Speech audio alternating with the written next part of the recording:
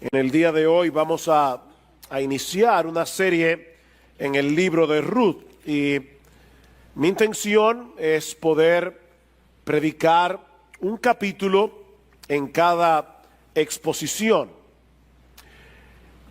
Ruth es uno de esos libros que han fascinado a sus lectores a través de los siglos y por razones muy diversas. Por ejemplo, casi todo el mundo disfruta leyendo una historia bien narrada con un final feliz. Y sobre todo si es una historia de amor. Y el encuentro entre vos y una viuda moabita llamada Ruth es inusualmente encantador. Y de hecho, aunque ya nosotros conocemos la trama del libro, hay películas que son tan buenas que uno las ve una vez y otra vez y otra vez y uno se sorprende cada vez que la ve. Hay libros que son tan buenos que tienen ese mismo impacto. Y aunque nosotros conocemos la trama del libro, mientras vamos leyendo y vos se acerca a este pariente desconocido para darle el chance de que redima a Ruth, uno casi se queda sin aliento esperando que el tipo diga que no. Es un libro encantador.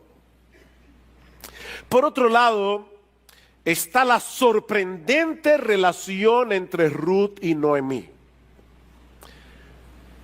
Se hacen tantos chistes crueles acerca de la relación de las nueras con las suegras, que el libro de Ruth debe ser una de las pocas piezas de la literatura universal que nos presenta una extraordinaria excepción. Tener una nuera como Ruth es uno de los más grandes regalos que puede tener una suegra. De hecho, algunos dicen que por eso se llaman nueras, porque siempre las mujeres piensan, no era la que mi hijo debía casarse. Hay problemas muchas veces entre las suegras y las nueras. También resulta muy consolador ver la forma tan providencial como Dios obra en la vida de Noemí para sacar enormes bendiciones de sus tragedias. Hay tantas tragedias al principio del libro que pudiéramos ver a Noemí como la contraparte de Job. Ella es la contraparte femenina del personaje de Job en la Biblia, pero luego descubrimos que Dios estaba detrás de todas estas providencias aflictivas para bendecir a Noemí mucho más allá de lo que alguna vez ella pudo imaginar o concebir. En ese sentido, este es un libro muy esperanzador para aquellos que están pasando por situaciones difíciles y dolorosas. Sin embargo,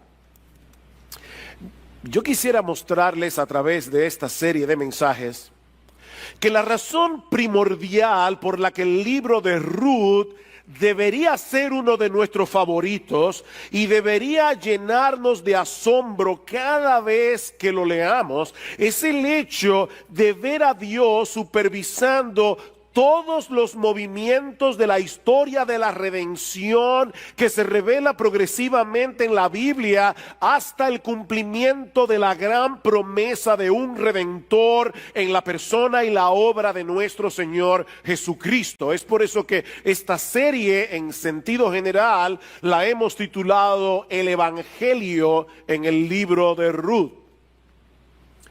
Si este libro no estuviera en las Escrituras, faltaría una pieza clave para poder armar el rompecabezas ideado por Dios en la eternidad para salvar al hombre de sus pecados por medio de Cristo. El libro de Ruth ciertamente es una historia de amor, pero es una historia de amor que va más allá de la relación de una nuera con su suegra. Es una historia de amor que va más allá de un israelita honorable con una viuda moabita.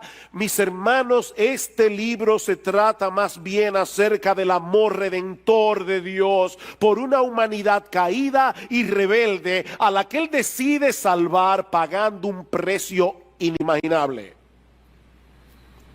En ese sentido, es importante que entendamos desde el principio que el personaje principal de esta historia no es Ruth, no es Booz, no es Noemí. El verdadero protagonista de este libro es el Dios soberano que gobierna la historia humana en el cumplimiento de sus propósitos redentores para la gloria de su nombre y para el bien de su pueblo. Dios es el personaje central de esta historia.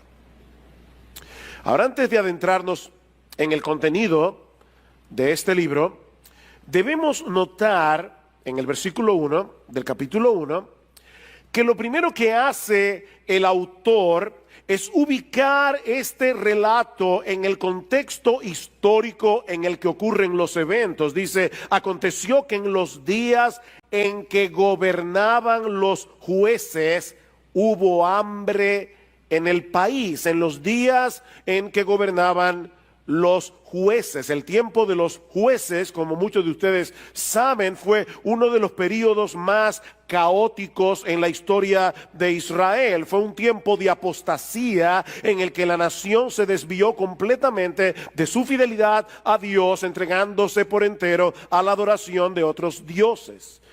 Y eso trajo como consecuencia una total inestabilidad política, una pérdida completa de la decencia y de la moral. De hecho, hay historias en el libro de Jueces que son sencillamente horripilantes. Pero tal parece que el autor del libro de Jueces quiere prepararnos para la llegada de días mejores. Por eso, en la última sección del libro, que va desde el capítulo 17 hasta el final, se repite 4 veces que en aquellos días no había rey en Israel. Y por eso cada cual hacía lo que bien le parecía, o lo que le parecía bien ante sus ojos. En aquellos días no había rey en Israel, lo que sugiere que el libro de los Jueces fue escrito muchos años después, cuando la monarquía ya había sido instaurada.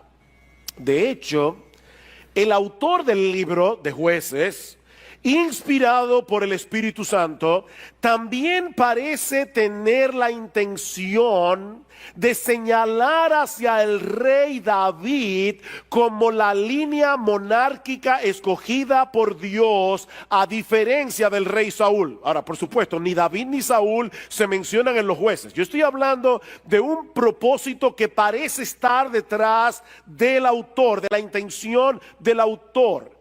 Por solo citar 2 ejemplos, y créame, hay más ejemplos que pudiera traer del libro de Jueces para probar este punto. En Jueces capítulo 1, versículo 2, empezando la historia, vemos que Dios escoge a la tribu de Judá, de donde era David, para ser los que lideraran la conquista de Canaán.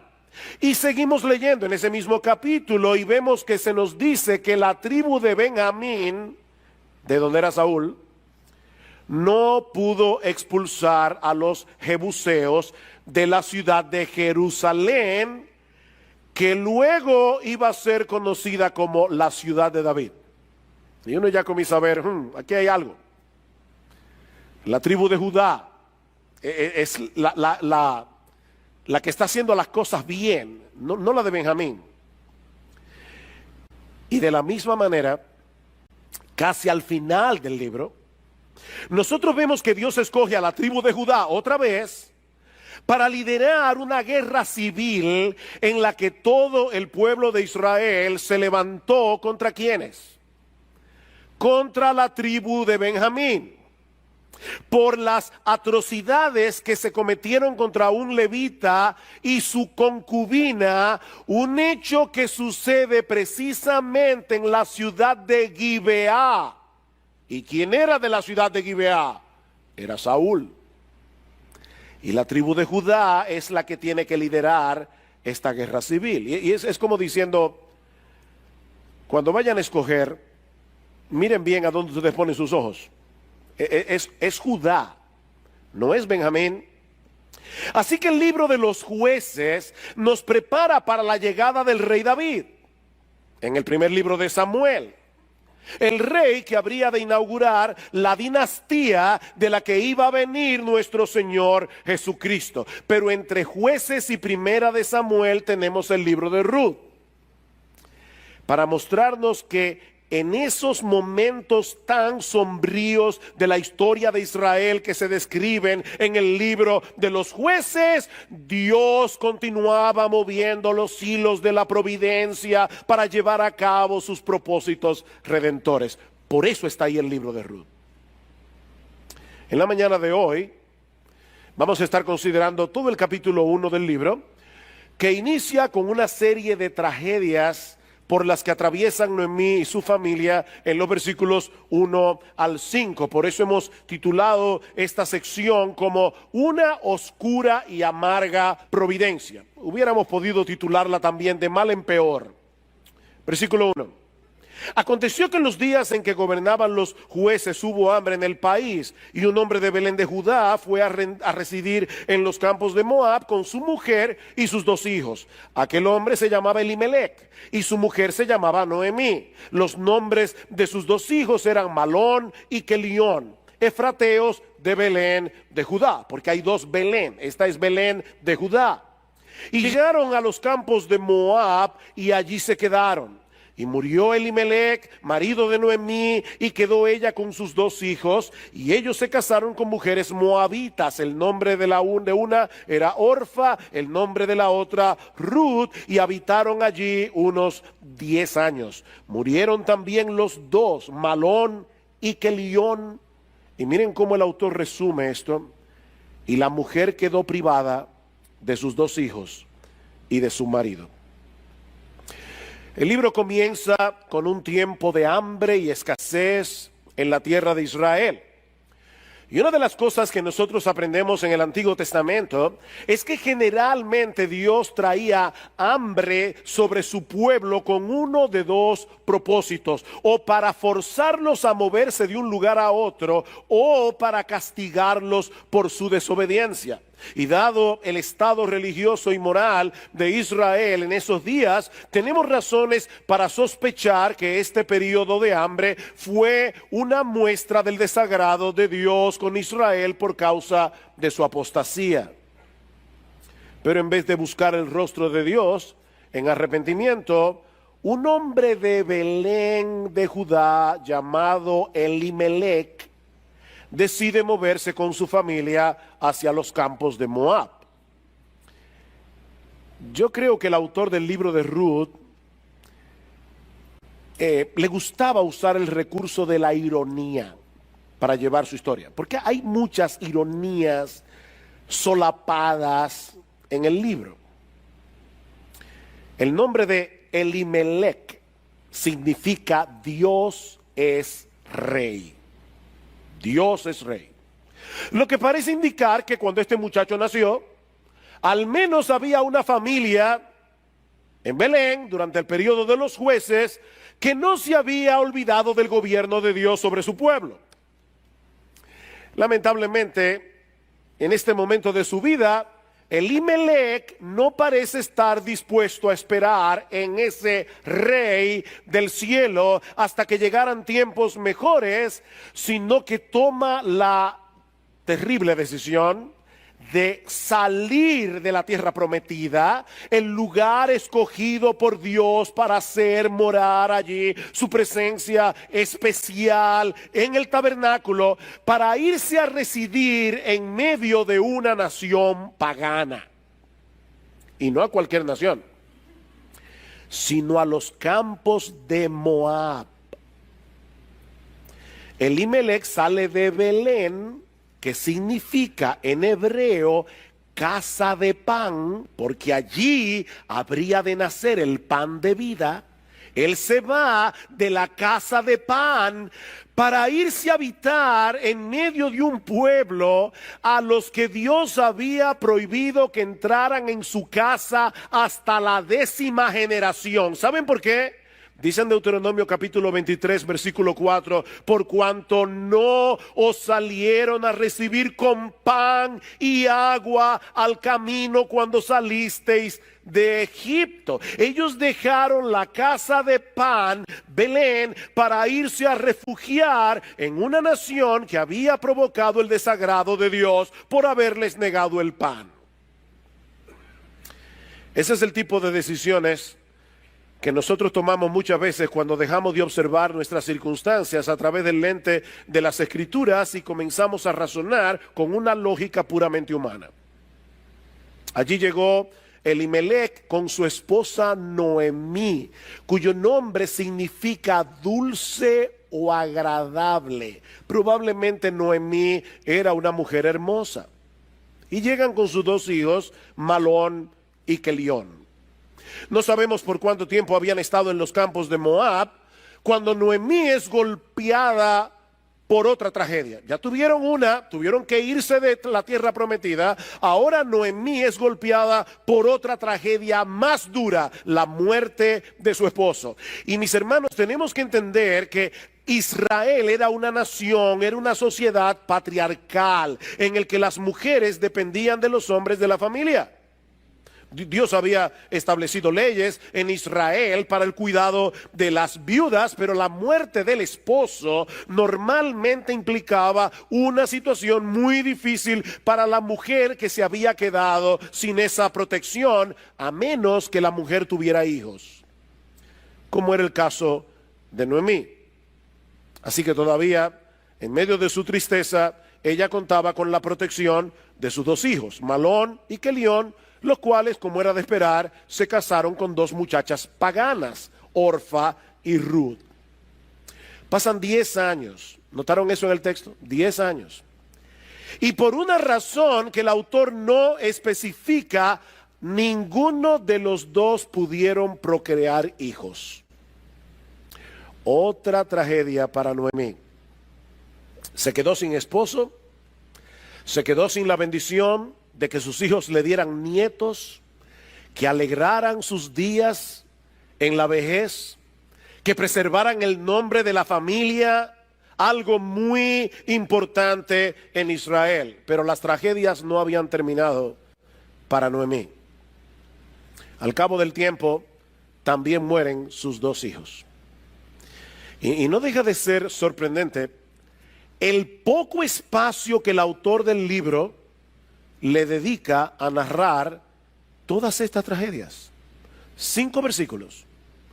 Una tragedia detrás de la otra. Como si el Espíritu Santo no quisiera llamar nuestra atención a las aflicciones de esta familia, sino más bien a la manera como estas tres mujeres, Noemí, Orfa y Ruth, reaccionan ante estas providencias tan oscuras y amargas, porque esta es la sección más larga del libro, lo que nos lleva a nuestro segundo encabezado, una respuesta incoherente. Versículo 6. Entonces se levantó con sus nueras para regresar a la tierra de Moab, porque ella había oído en la tierra de Moab que el Señor había visitado a su pueblo dándole alimento. Salió pues del lugar donde estaba y sus dos nueras con ella y se pusieron en camino para volver a la tierra de Judá. En aquellos días no era de buena costumbre que uno se despidiera de alguien que se iba a vivir a otro lugar en la casa. Normalmente seguían a la persona un trecho del camino y de ahí la despedían. Por eso dice que salió ella con sus dos nueras, pero la intención de Noemí de ninguna manera era llegar hasta Belén con Orfa y con Ruth. Vean el versículo 8. Y Noemí dijo a sus nueras: id, volveos cada una a la casa de vuestras madres, que el Señor tenga misericordia de vosotras, como vosotras la habéis tenido con los muertos y conmigo. Que el Señor os conceda que halléis descanso cada una en la casa de su marido. Entonces las besó y ellas alzaron sus voces y lloraron y le dijeron: no, sino que ciertamente volveremos contigo a tu pueblo. Noemí, estando en la tierra de Moab, recibe la noticia de que el Señor había visitado a su pueblo. El texto dice literalmente, como la Reina Valera, para darles pan. para darles pan. Así que Noemí decide regresar a Belén. Pero en vez de tratar de convencer a sus dos nueras que se fueran con ella a la tierra prometida, y era obvio que estas dos muchachas amaban a su suegra de todo corazón, en vez de permitir y de tratar de convencer que sus nueras regresaran con ella a ese lugar que Dios había escogido para manifestar su presencia especial, Noemí hace lo imposible por convencerlas de que se quedaran en Moab. Y lo hace con un lenguaje tan espiritual, tan piadoso. Versículo 7.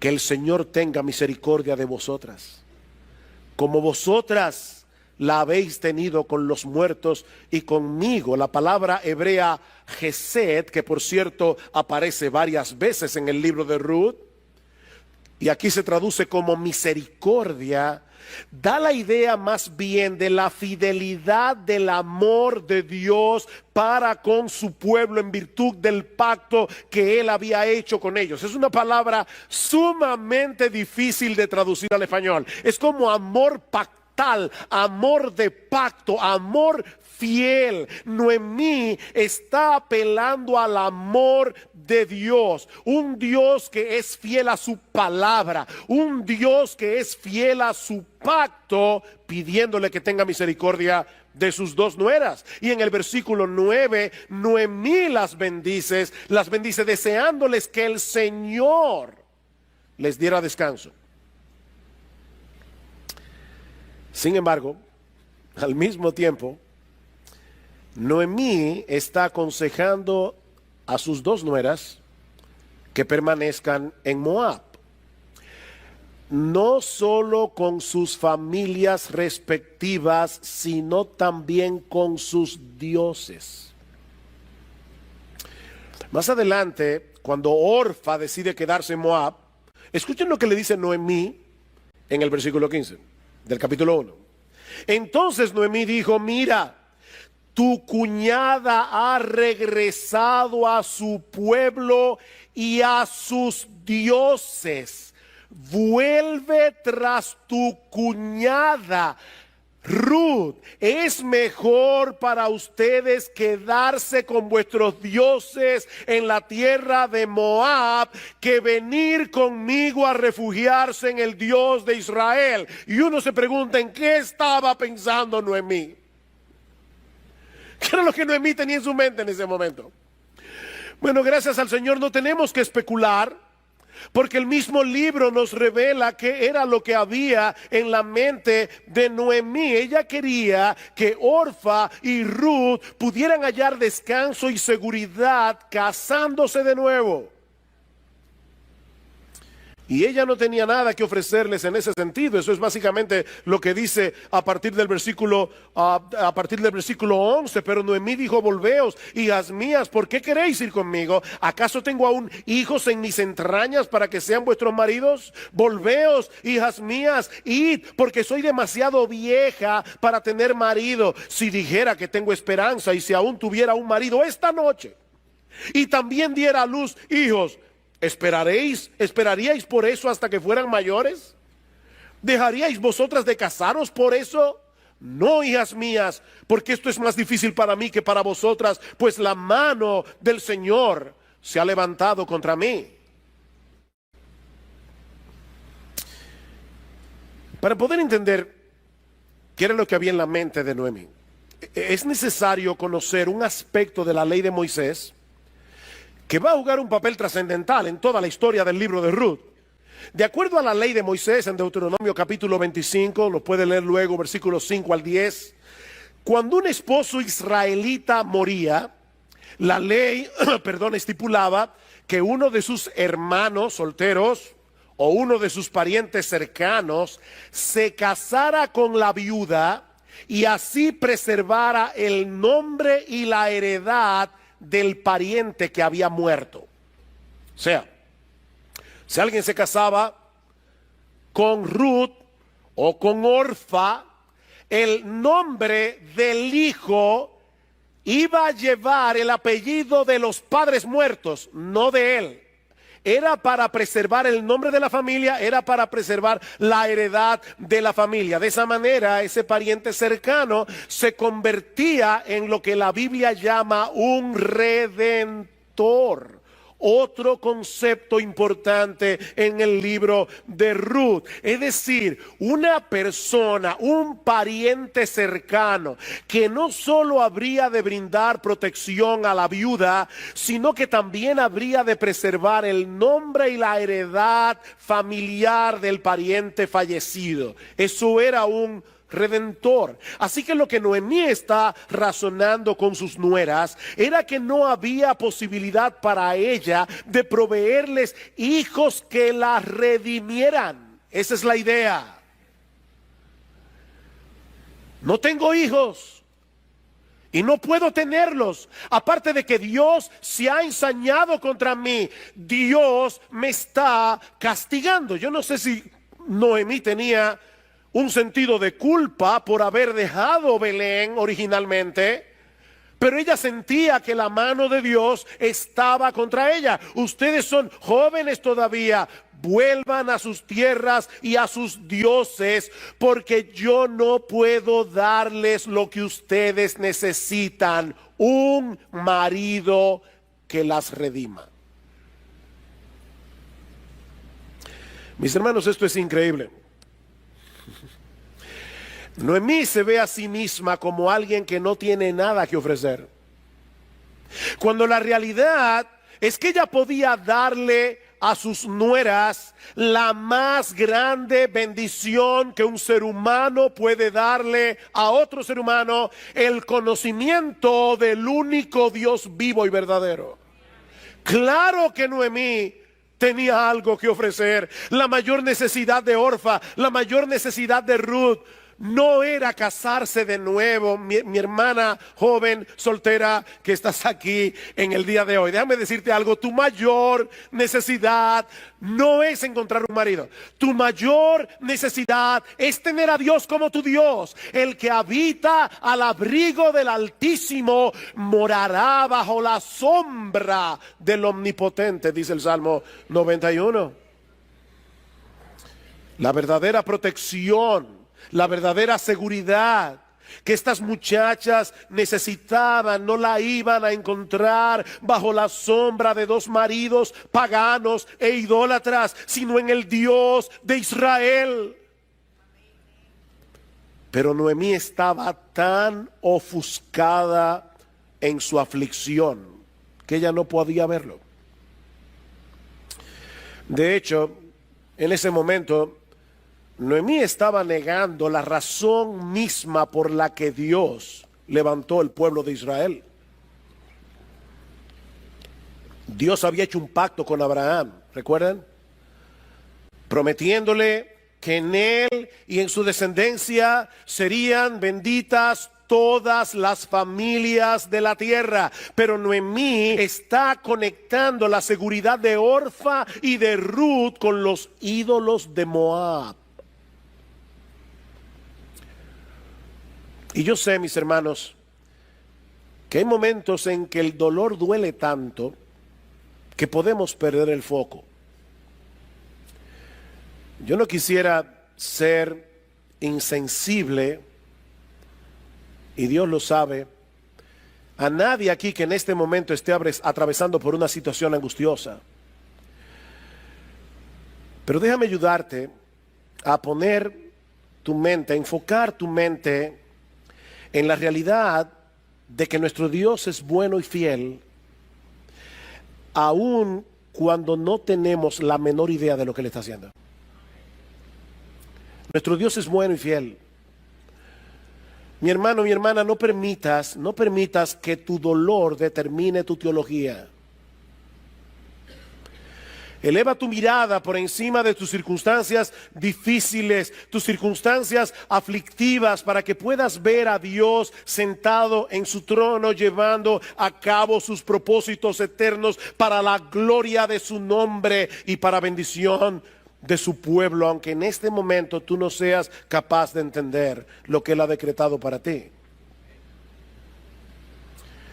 No, Noemí debió haberle dicho a sus nueras: vengan conmigo, hijas mías. Vengan conmigo al lugar donde mora Dios. Vengan a refugiarse en el Dios de Israel. Lo sorprendente de esta historia es que a pesar de las incoherencias teológicas de Noemí, Dios estaba haciendo una obra portentosa en la mente y el corazón de Ruth, la moabita, que la llevó a tomar una decisión que iba a cambiar el curso de la historia para siempre. No de su historia, el curso de la historia, para siempre. Y eso nos lleva a nuestro tercer encabezado: un compromiso firme y determinado. Dice en el versículo 14 que cuando Orfa decide regresar y quedarse viviendo en Moab, dice Ruth, se quedó con ella. Ruth se quedó con Noemí. La palabra hebrea que se usa aquí no es simplemente como, ay, que yo te quiero tanto y prefiero quedarme contigo, yo no quiero volver donde mami. No. La palabra hebrea que se usa allí da la idea de aferrarse a alguien con firmeza, con determinación. De hecho, es una palabra que aparece en otros lugares del Antiguo Testamento, como Deuteronomio capítulo 10, versículo 20, Deuteronomio capítulo 13, versículo 4, para hablar del tipo de relación que los israelitas debían tener con su Dios. El compromiso que Ruth está haciendo con Noemí va más allá que el afecto que sentía por ella como la madre de su esposo.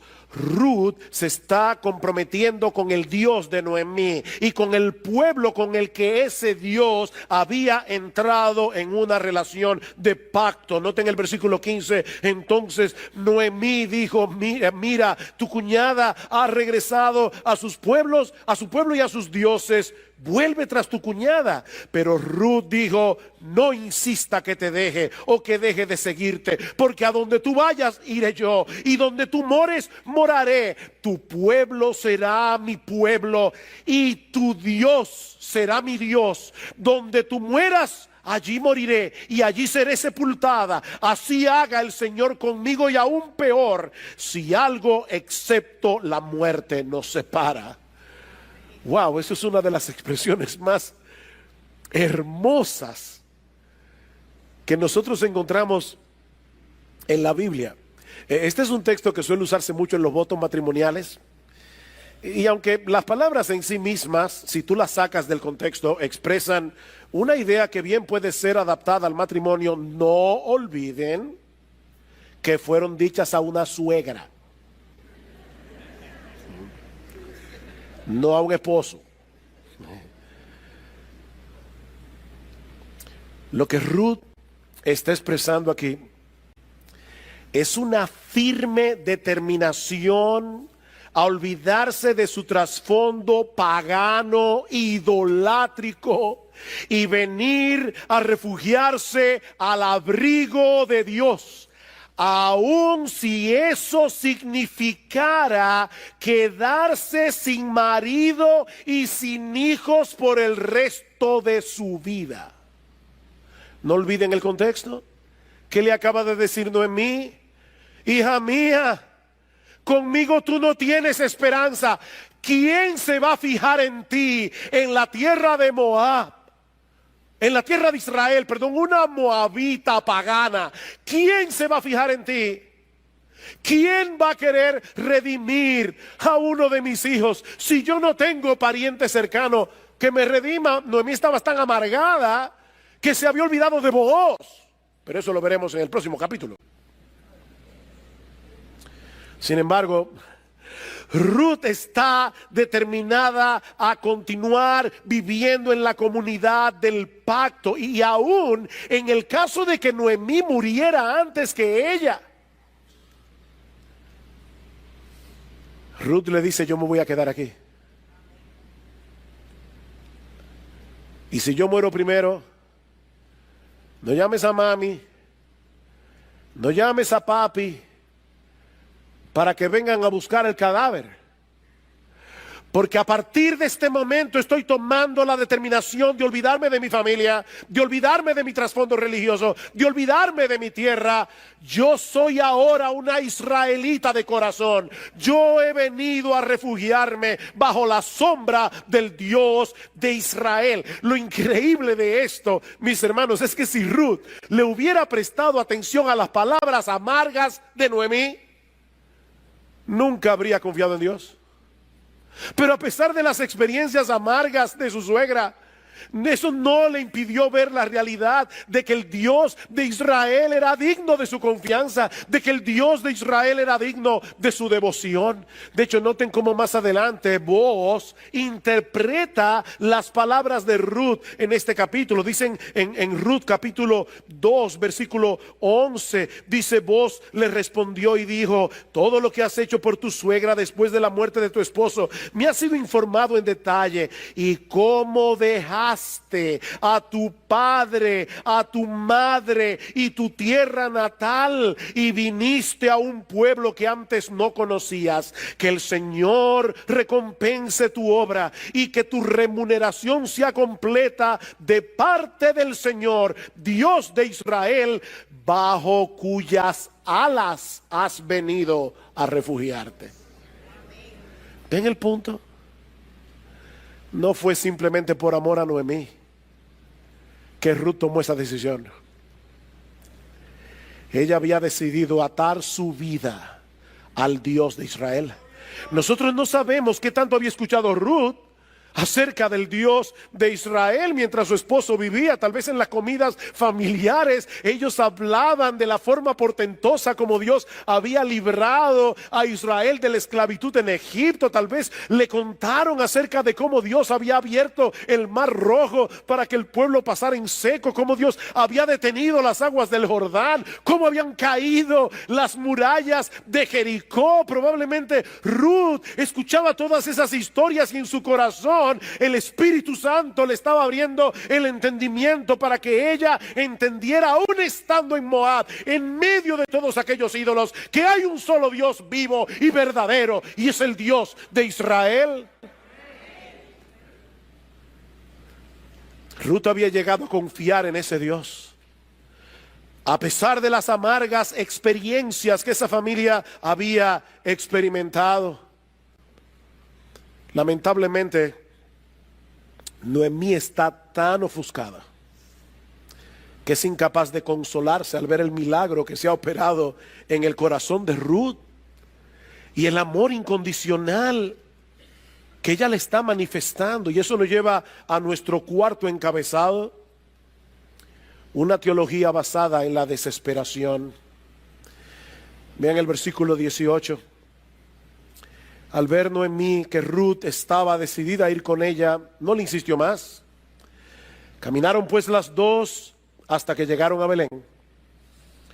Y sucedió que cuando llegaron a Belén, toda la ciudad se conmovió a causa de ellas, y las mujeres decían: ¿no es esta Noemí?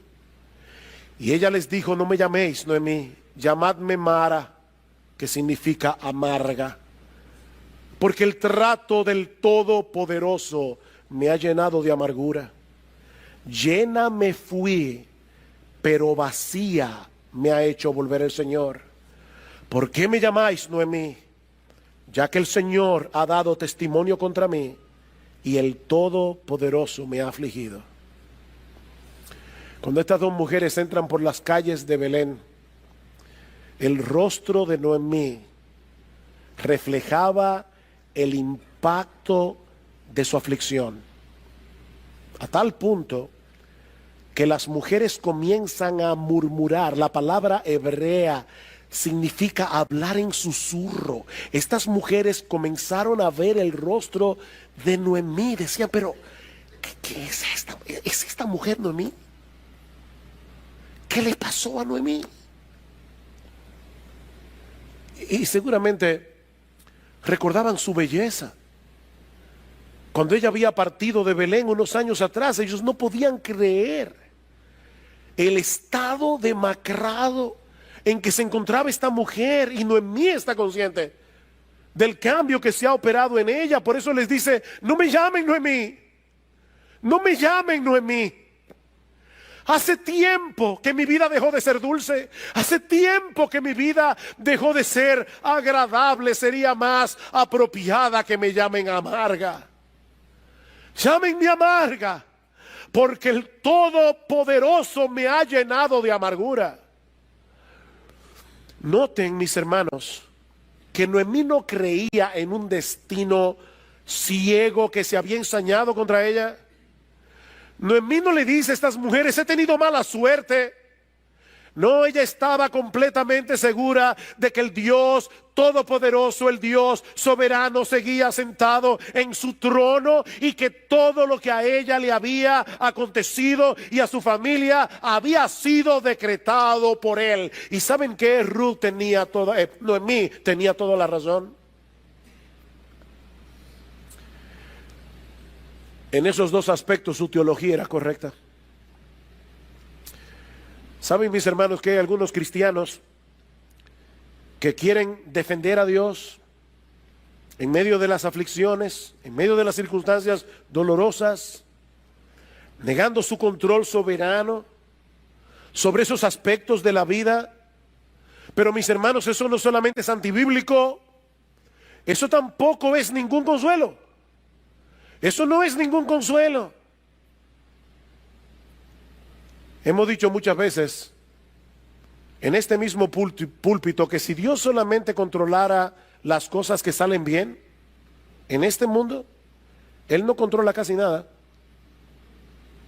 Si Dios solamente controla las cosas que salen bien, vamos a tener que concluir que hay un montón de cosas que Él no controla, y eso, mis hermanos, no es ningún consuelo. Pero nosotros podemos descansar en el hecho de saber que nuestro Dios sí está en control y que Él tiene un propósito sabio, justo y bueno en todo lo que hace, aun cuando nosotros no podemos entenderlo.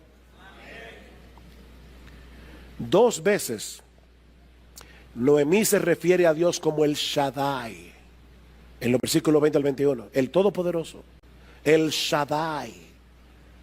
Y dos veces le llama Señor. El Todopoderoso me afligió, el Señor me ha afligido. Su teología era mejor que la de muchos evangélicos en el día de hoy, pero era una teología incompleta. Ese era el problema. Era una teología incompleta.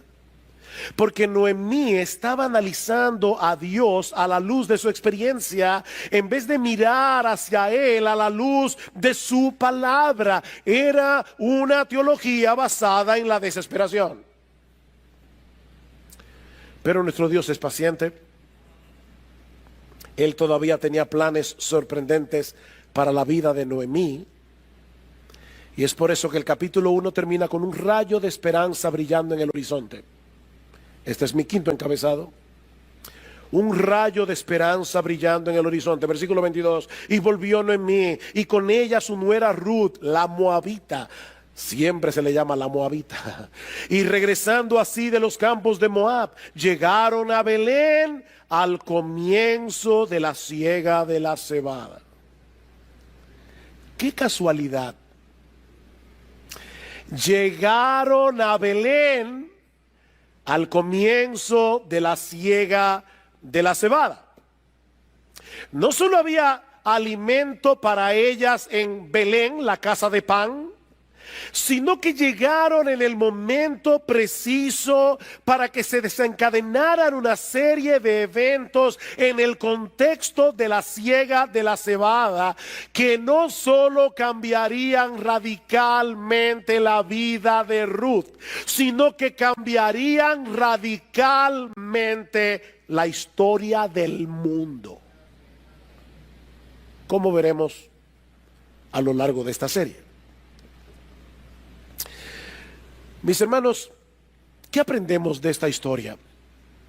Hay varias lecciones aquí, pero por causa del tiempo voy a limitarme solamente a mencionar algunas. La primera es que la amargura produce ceguera espiritual. La amargura produce ceguera espiritual.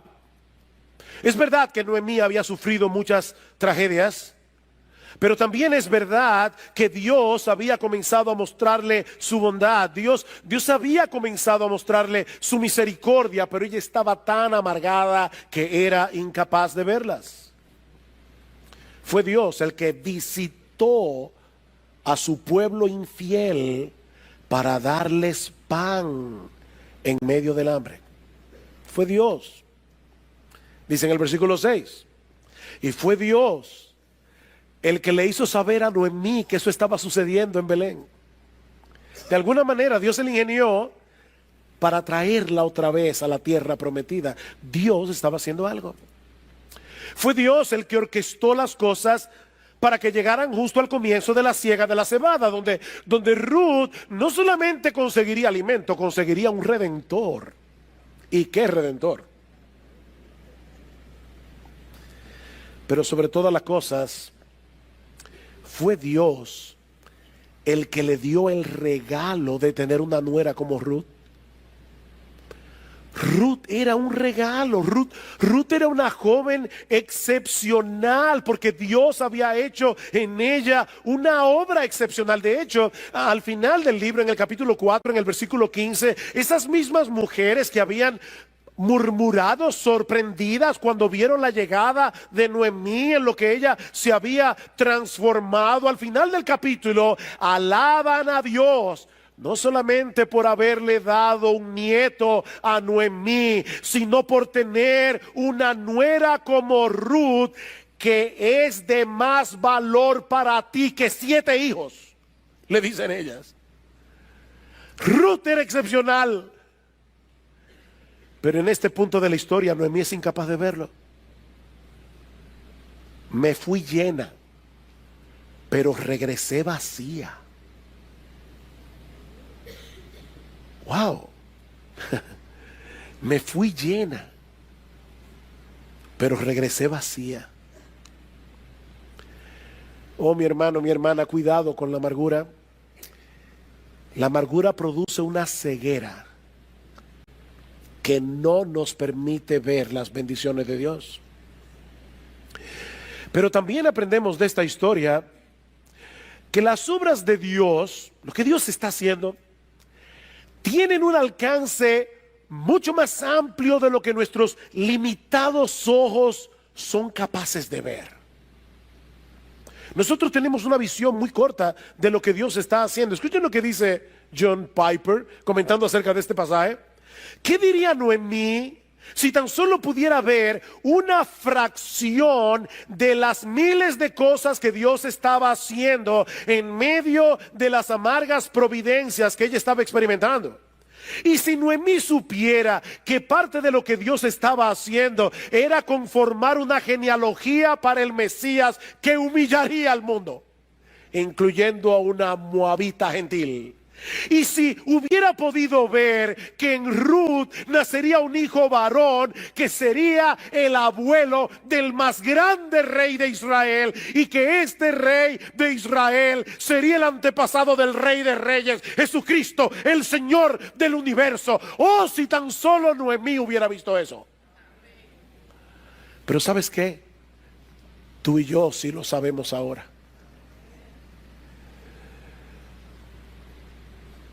Déjenme decirles algo profundo. Noemí nunca leyó el libro de Ruth.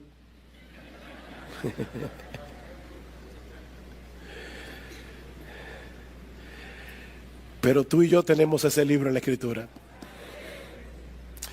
Tú y yo sí podemos armar el rompecabezas y mirar ahora al Dios que gobierna la providencia haciendo cosas impresionantes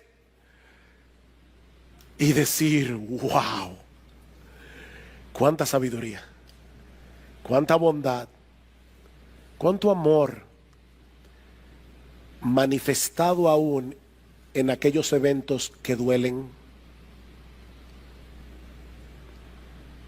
Pero aprendemos también que nuestro Dios tiene un plan que nada ni nadie puede detener, y que Él está llevando a cabo, escucha bien, mi amado hermano, un plan que Él está llevando a cabo a través de personas comunes y corrientes como tú y como yo.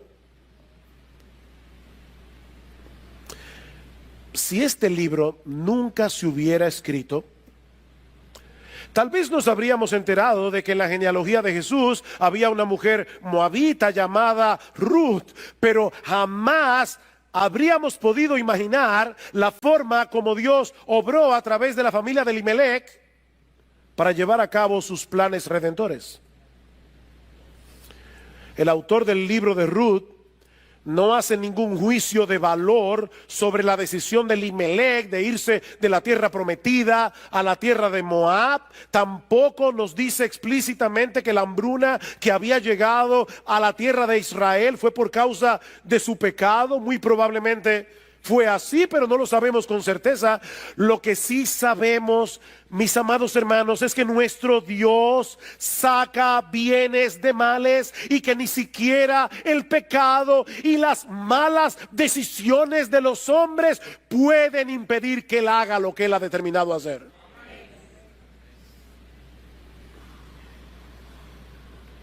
Nosotros hacemos muchas malas decisiones, pero Dios tiene un plan. Él es soberano. Nosotros creemos en un Dios que saca bienes de males de maneras sorprendentes. Mi hermano, tu vida tiene significado si tú eres un creyente. Tu vida tiene significado. Tal vez tú te ves a ti mismo tan débil, te ves a ti mismo tan insignificante. Yo no soy famoso, yo no soy rico, no tengo talentos.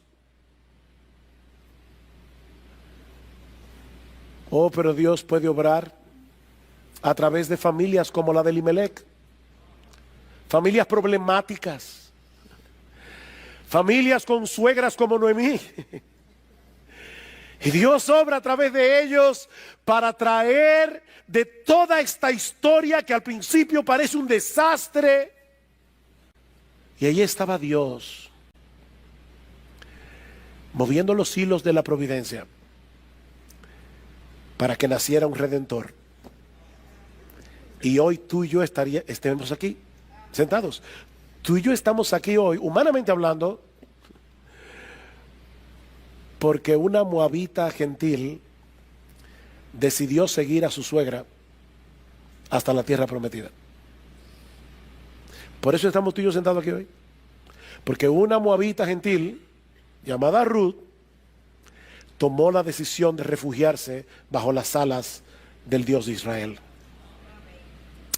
Pero lo más importante que aprendemos de este capítulo es que la mayor necesidad del ser humano no es tener amigos, no es tener una familia en la que se sienta seguro y aceptado, no es tener un buen esposo, una buena esposa. Y es bueno tener amigos, es bueno ser parte de una familia en la que uno es amado incondicionalmente, es bueno tener un buen matrimonio, eso es bueno. Pero mi amigo, yo quiero hacerte ver en esta mañana que tu mayor necesidad es venir a refugiarte bajo la sombra del Todopoderoso. Tu mayor necesidad es venir a refugiarte bajo la sombra de ese Dios que ha movido los hilos de la historia para proveer a Cristo el Redentor, que hace posible que tengamos en Dios un refugio y no un juez.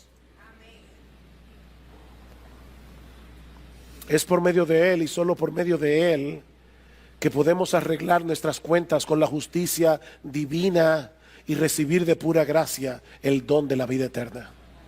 Es solo por Cristo, el tataranieto de Ruth.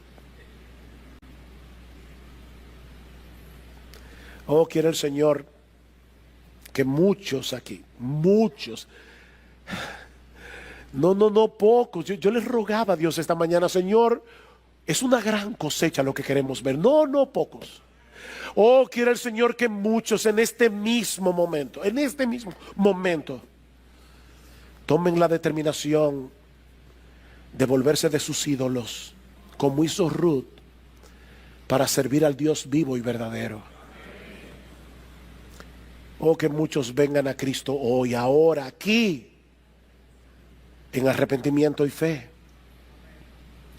Porque ese es el único refugio en el que podemos encontrar seguridad, descanso, protección. No durante nuestra vida aquí. No.